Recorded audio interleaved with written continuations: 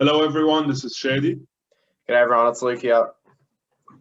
and we're from Milan Club Melbourne, looking ahead to our final game of the season. Final game of 2020 before the winter break. Sorry, I got a bit Yeah, carried away there. got excited. Hopefully, doing this, we'll have won our 19th Scudetto. Yeah, Next time I say yeah. that Oh, phrase. what a finish to the season it would be. Inter and us fighting for the title. Yeah, exactly. And I think in the time it took us to introduce today's video, Rafael Leao probably have scored a hat trick by now. Probably. Yeah. Crazy, who did score? Fastest goal in Oh Serie my A history. God. It was like something out of FIFA. Yeah, crazy, right? It's Yeah, the other guys madness. was still figuring out the controls or something. Somebody Yeah. changed them. Yeah, it's like when you try and like quickly start and the other person doesn't have their controller yet. Yeah. Or if you Yeah, change I the mean, mode itself, and it's not the classic buttons, and you're still yeah, trying to yeah. figure it out. Yeah, that was Crazy. just snuck past. Yeah. But I mean, in more exciting news, I mean that was exciting. But what's even Mm. more exciting is that Mystic Luke is back on track. Both of us this We week. both got there right, but we all know who the prediction master here is. I mean, I'm not gonna pretend to be something I'm not, mate. Yeah, I mean, in Yeah. hindsight, if I had known that Zlatan wasn't playing, I'm not sure whether I would have been so hopeful. But it all worked out in the end. Yeah, good character, good show of character to go away from home. Very true. Good team, and yeah, get the win 100%. Hopefully, we can do it against Lazio with that decimated squad, Yeah, decimated midfield, to say the least. hopefully. But Yeah. we'll get to that, mate. But I think today the shoe's on the other foot, right? I'm going to be asking you a few questions. Yeah, I think so. All right, you ready? Oh, well, last time you said that you were getting ready to grill a few new guests, so I'm a little bit nervous, Shady. Been nervous for Nah, the nah, last few no. days. I think I'll keep it to the simple, the same ones you asked me. Let's start off with your love story in Milan. Tell us more about that. Yeah. I guess my love story, I guess, with Milan kind of starts more off as a kind of general love with Italian football in general. As probably a few other guests have said, it's kind of a bit hard to watch Milan back growing up. So it was more. I mean, I always loved football and playing football, but kind of introduced more to Italian football in '06 with the World Cup, obviously, and the players there that you could rattle them off. The still legends of world football. That kind of captivated me. My grandfather was a soccer fan, football fan. Used to watch. Unfortunately, the Italian team in Melbourne was Melbourne Juventus back in the day. I don't think there was a tie with the Italian club, but that's for whatever reason that's what it was called. That's what they call them. Yeah, so he used to watch them, and sometimes when I'd go around, he'd be trying to watch a game, or we'd watch games with him. And then I guess, yeah, it was just obviously Milan was pretty strong at that time. We went as a family to Italy in '07, and I really liked Fiorentina because of my favorite player was always Luca Toni. But I mean, Luca, I think that's where it started, but something about him I always loved. And then it kind of, yeah, I appreciated those. I mean, it was kind of a dark time for Italian football past, 2010-ish. Appreciated that kind of Rome team. And then the Juve team was pretty good as well. But really my proper Milan story, that was a long backstory, but my proper Milan story probably started in 2014, I think. So I don't know what came first, but I think my uncle gave me a Milan jersey. I don't know why. He's a Milan fan, I think, but yeah. And then also there was that kind of youth movement that started around then. We brought in a few younger players, and yeah, I kind of bought into that, and yeah. It's amazing. It's character, mate. It takes a lot of willpower and character to start supporting the team middle of their like banter era, if you will. Yeah, yeah, that speaks volumes about your love for the club. I mean, it would have been easy to glory hunt, I guess, but well done. yeah. I Let mean, me ask you a bit about. I was interested in the '06 World Cup. In that game between the Azzurri and the Socceroos, was it a case of split loyalties, or were you 100% behind Socceroos? How'd that work out for you? It was funny because I remember going to school the next day and copping a bit of flack from my school friends. I don't know, I was kind of on the fence about it. I originally never saw a big problem with it. Probably going back and looking at it, it probably was a bit of a dodgy slide. I don't know. Yeah, I was definitely on the fence about it. Yeah. Yeah. I can imagine. Yeah, I didn't know what to say really. Yeah, it can't have been easy, that's for sure. But yeah, it was a great World Cup run for Italy. Definitely, they against all odds, and in the wake of like Calciopoli as well. Yeah, crazy. Yeah, they did really well to go on and win it. All right, so that's how you got into the team. Was there anything in particular in terms of like players? Was there anyone that really stood out for you? I think around that time that I got it, Niang had just had a really good game, and I remember saying to my friend, he's the next big thing in the Serie A. Like, watch out for him. Obviously, it didn't really transpire, but it was a pretty cool young team at the time. I mean, El Shaarawy, Bonaventura, De Sciglio, even like there were a few young guns coming through that we were hopeful about. So yeah, there was a sense, I guess, before. I mean, like towards the end of like the Max Allegri days, maybe. Are you talking about the end of the Max Allegri days or the Seedorf season with Inzaghi? I mean, I reckon it could have even been the start of Mihalovic, possibly Seedorf. Yeah. Yeah. Okay. Yeah. So I think Mihalovic was after Inzaghi, right? Yeah. Have to see. That cluster of managers that you kind of forget about. We had a lot of, we went through some, all like legends on the pitch. But I mean, when it came to, Mihalovic gave Donnarumma his debut. So for that, I think we're always going to be grateful. But I mean, overall, we had all these ex-players who just didn't achieve on the, as a coach, at least with us. And probably credit where it's due to Gattuso that he somewhat broke that mold. He wasn't successful, but he did inject a bit of heart and spirit into the club that I think still lingers on. Maybe the style of play wasn't amazing, but I think his influence does sort of linger on with how much the players care for the club and everything. Yeah, there was definitely that hunger. But I mean, I agree with the style of play. And ultimately, I think, he paid for like some really a string of bad results with in the second half of that season. So who knows? Who knows what could have happened? But I mean, you see him with Napoli now. Mind you, see him with Napoli now, and they fall short. I mean, they fall short against Inter. They fall short against Napoli. Against Lazio on the weekend. I mean, I don't know. I mean, he's a great coach, but I mean, did win the Coppa last year. But I wonder if there's like a limit or a ceiling to what he can achieve as a coach. I don't know. But I love the guy.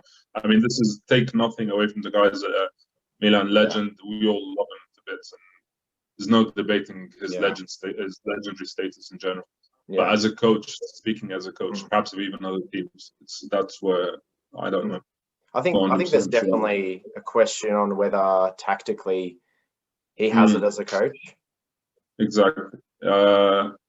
I think there are definitely questions there. You can't deny that. Yeah. All right. So, well, I mean, I wasn't expecting to hear in the end when I ask you about your favorite player. So I can't wait to hear what your favorite match was. It's going to be something I would have never guessed. You're actually bang on. No, Niang is definitely not my favorite player, but but probably you wouldn't guess this one either. Probably the my favorite game, and it would only be mine, was the Bologna match from last year, just because it was my first. It was my first live win that I saw. So I think it was 3-1. I think Teo scored a good goal, a penalty. Yeah, it was pre-Ibra days. We weren't really up and about quite yet, I don't think. Yeah, I mean, I also went to the Derby with Taylor, our president, and although we lost, it was still pretty special to go to the San Siro for the first time. But yeah, that Bologna match being the first win I've ever seen was I'll never forget it. I can imagine. Yeah, you never forget your first Milan game. And I mean, in person, what would you say was the best? I mean, were there other games you went to when you were there? I mean, what stands out for you atmosphere-wise, or if you were in the Curva? Yeah. You went through gate 14 to the Curva. I mean, tell us more. Yeah, you can't beat the Curva Sud. I didn't believe it, actually. I thought that thought that coming from Melbourne, we had a pretty good atmosphere with our AFL, but oh my God, it doesn't compare. I thought I was almost scared for my safety when we got to this. Oh, even before the San Siro, on the train and in outside the Duomo in Milan. It's indescribable.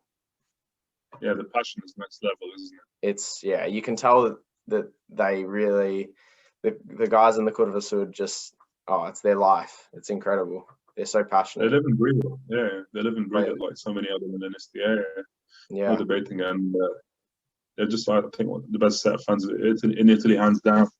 Yeah, completely. Yeah. Completely. Absolutely amazing. Ooh, so should we talk about the Lazio game? Yeah, let's get onto it. What? Are you optimistic? Cautiously optimistic. Cautiously optimistic. The fact that we're probably missing Tonali as well, right? Yeah. Probably. They said he might have a muscular injury. I don't know. Overall, I'm cautiously optimistic. The team's headed in the right direction, but I mean, what's it going to be? Is it going to be Krunic, and perhaps how do you reckon we'll line up in the middle of the park? Oh, yeah, it has to be Krunic, and I've heard reports of maybe Çalhanoğlu coming back a little bit. Who else? I mean, let's talk about Calabria. Even bringing Calabria, putting Dalot on the right. Would you play Kalulu or Dalot on the right? Well, is Kier a sure thing? I mean, there's talk he's going to be back, but do you think it would be a good idea to stick him right in? Well, I mean, because I'm only talking because you're saying it's going to be Gabbia for sure over Kalulu? Yeah, I would think so. Well, I mean, if Gabbia is match fit to start, because I know he's back in the squad, but if he's match fit, he's good to go. Then probably if Calabria is in the middle, Kalulu would probably look. He's looked great, hasn't he? He's been amazing. Yeah. I'd pick him over Dalot. Yeah, I would agree. He's shown more upside and potential. And correct me if I'm wrong, but isn't Dalot just a loan? Yeah. Yeah, so you'd want to play Kalulu anyway. Yeah, and I think he's a dry loan. I think so. I'm not sure, but I think it's not even one of those obligations to buy. Yeah. And so so I get your point. If you're looking towards the future, Kalulu's a younger player. He's doing really well. Yeah. He's proving himself. You want to give him more confidence. You want to give him more game time. So given the choice, I'd do that. If Calabria is playing in the middle of the park, which to be honest, I don't know. I mean, what that would look like. Yeah. He's having a blinder of a season, so I'm not going to doubt him this season. But for this match either, even in the middle of the park, he's having a great season, and he seems to be very tactically aware, and his positioning is amazing. Yeah. So he might be able to pull it off, but but the thought of him coming up against Lazio's midfield, it'll be interesting. That's the thing that's concerning me. That exactly. Considering that Luis Alberto and Milinkovic Savic is against Krunic and mystery player, it's a task. It's a tough one, but you never know. They don't seem to. I mean, okay, they got a good win. First of all, credit where it's due. They qualified. They got out of their Champions League group, which is a lot better than what can be said of Inter. But yeah, they seem to have it seems like, I don't know, almost seems like COVID when that first wave struck in March across Europe. It kind of knocked the wind out of them. They had this really good momentum going on for them. They looked like possible favorites for the Scudetto at the time, and boom, that's it. And it was like pretty much free fall ever since. I mean, okay, they made it into the Champions League, but they haven't been that consistent overall as a team. Seems like they might have just turned the corner, but they're still, I mean, what are they, 6th or 7th right now? Yeah. So it's still early. I mean, they still got time to make up for lost ground, but I don't think that they will necessarily be, with the squad they have, I don't think they have the depth to really be competing on all fronts. So, yeah, but they are, I mean, they showed it against Napoli. Napoli had their chances, but still Lazio were able to pull off a really good win. And Immobile scored. It was a really good header. I'm not used to him scoring a lot of headers. I know he's got a good shot. His movement inside the box is amazing. But yeah, that's one thing I don't see too much of, which is Immobile heading. And I was like, all right, we don't want to see more of that. I think we kind of flagged it in our preseason predictions that they hadn't really done too much during the off season to improve the squad. And we had flagged our concerns that whether they'd be able to keep it up or pick up from that post-COVID slump last season. And it kind of has gone that way. But they've still got the potential's still there. I mean, Casado, that midfield, Immobile, like it's still potential. On their day, they're an amazing team. Yeah. On their day, they're an amazing team. It's just that, I think they're a very strong team on their day. And Inzaghi on his day, Inzaghi is a great coach. I don't think I don't think that's really debatable if he's a good coach or not, because he's proven it consistently for a few seasons now. So there's no debating that particular point. It's the fact that they don't have that consistency or depth to keep it going, or perhaps the mentality to get back, which is what we've talked about for us. I mean, going ahead this season, what we were talking about is when you lose a few games, when you have that dip, you have that mentality to get back on top. And I don't think they necessarily have that. And what do you think? Do you think that comes with experience, or is it something players inherently have, like Ibrahimovic, for example? What do you think? Or is it a bit of both? I think a bit of both, but I think you have to have a few players like Ibrahimovic and Kier that have that kind of like mental beasts, or whatever you want to call them, that just can flick the switch and tell those younger guys that, they need to pick up their bundle and get out of that headspace and get back into that winning form. Yeah. I would definitely like to have Ibra on board. So who do you think, I mean, going forward first, are you happy? I mean, do you think Leao is going to be able to pull off another masterclass like that? Salamakers, what do you see happening? It's his biggest flaw, his consistency. Because, there's like a lot of criticism about people saying he's a bit lazy, that, he doesn't bring it every game. I personally love him. I think he's exciting and his potential is incredible. But I do agree that he needs to get that consistency, and I hope that's something that will just come. And I'm sure with the people around him in Milan at the moment, that it's being worked on a lot. But we really desperately do need him this game. Yeah, we do, definitely.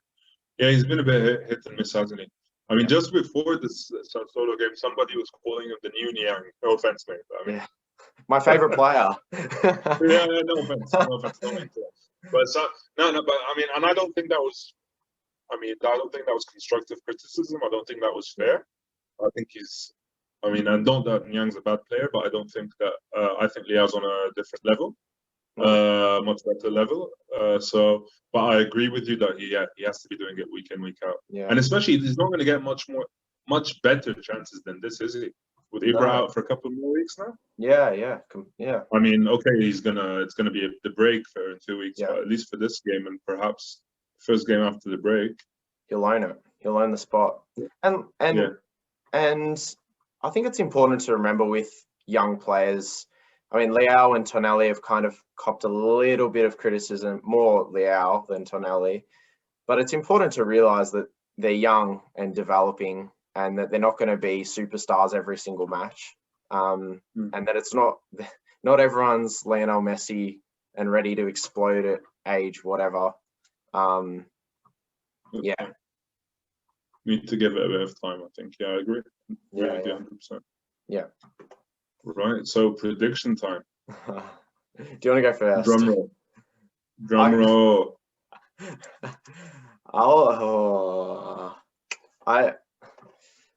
I'll stay optimistic. As we've said, we like to stay optimistic here. So I'll say 1-0 to us. 1-0. I'll go for a 1-goal win as well. I'll say 2-1. Okay, who's scoring? 2-1. Leao? Leao 1 and Çalhanoğlu in any whatever. Now you know actually I think maybe Leao and a corner, some kind of header. Romagnoli, Gabbia, whoever's going to play in that centre back position. Someone like that. Actually, really Romagnoli, Çalhanoğlu, 2 older heads for this game that really do need to step up and show their presence. Yeah, definitely. This is, remember what we were saying last time. Personally, I think that if we've got any chance at the Scudetto, we've got to win. We had to win Sassuolo and this Lazio game. Yeah, we really need those wins. And particularly with Inter, 1 point off us and up against Verona. 4. Yeah, exactly. And Juventus only 4 points off, and we're playing them in two games' time. We're playing them on the 6th of January, I think. Oh, it's exciting. Very exciting. Indeed. All right, man, let me get your thoughts on a couple of other issues really quickly. I saw you posted on your youth update, you were talking about perhaps recalling Tommaso Pobega from Spezia to fill in those gaps in midfield. It's a very topical issue, I guess. What are your thoughts on it? I really like Tommaso Pobega. He's really for the last season and a half. Well, yes, start of last season he really started tracking well in the Primavera squad, and obviously Pordenone last season going on was almost one of their best players. And this season's been important at La Spezia. I think Maldini and Pioli considered keeping him on this season, but maybe the Tonelli purchase might have swayed them against it.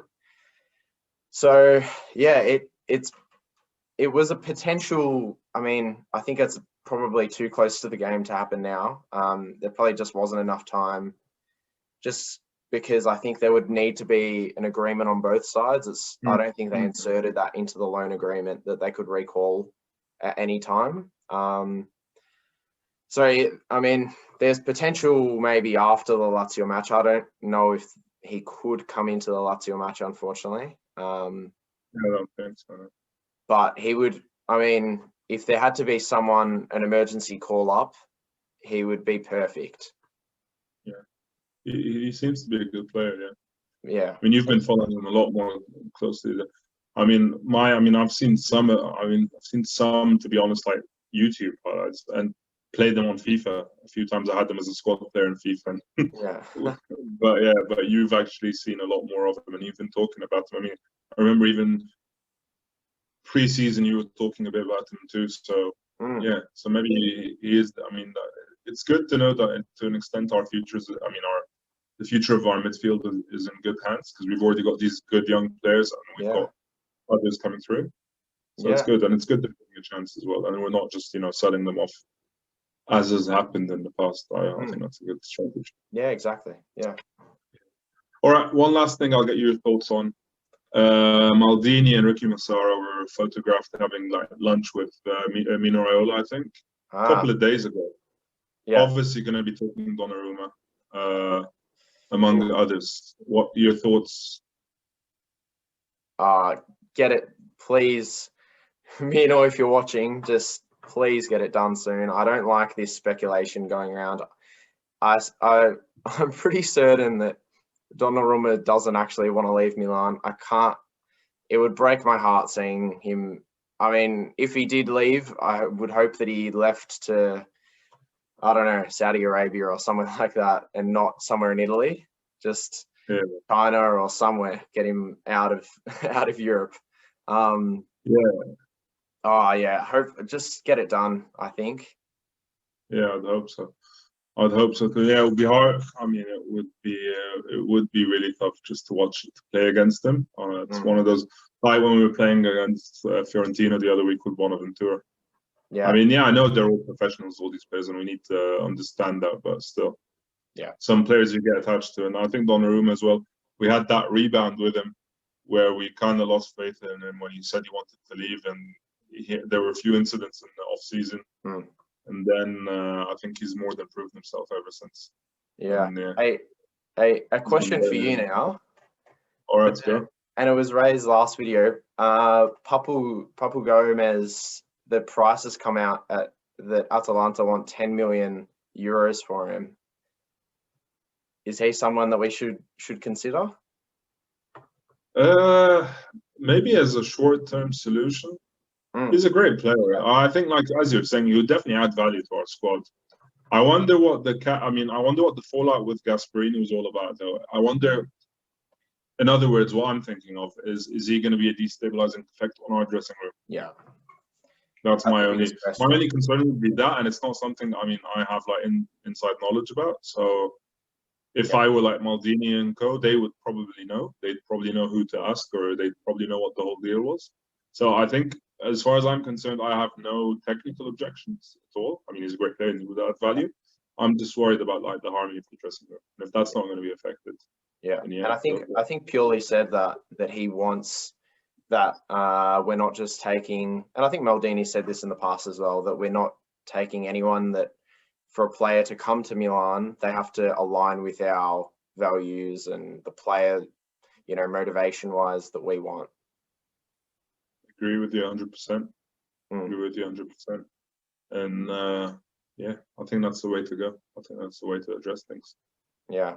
And that's the way. I mean, it's always been the Milan way. I think the club has always been like a family, and you see that with all the ex-players, how they act around the team, and whenever they even hear of Milan, you've seen Van Bommel, you've seen so many examples. Players have just spent like a year or two. You saw Zambrotta even when he was like retiring, although he'd only spent a few years with us compared to all the other clubs. So I think that's something we want to maintain. Yeah. So I agree 100%. Completely agree. Sweet. Well, hopefully in it for the win. Hopefully end it, winter champions. Whatever. I mean, it is a bit of a poison chalice, that one, isn't it? Inter always seem to win that, and then they just drop off in the second half of the season. Yeah. So hopefully we can avoid that jinx. We'll steal it from them. Well, Merry Christmas to you, Luke, and to all our followers and our fans, and to the wider Milan Club Melbourne family. And it's been great talking to you, mate, as always. Yeah, as always. It's been amazing. All right. Forza Milan.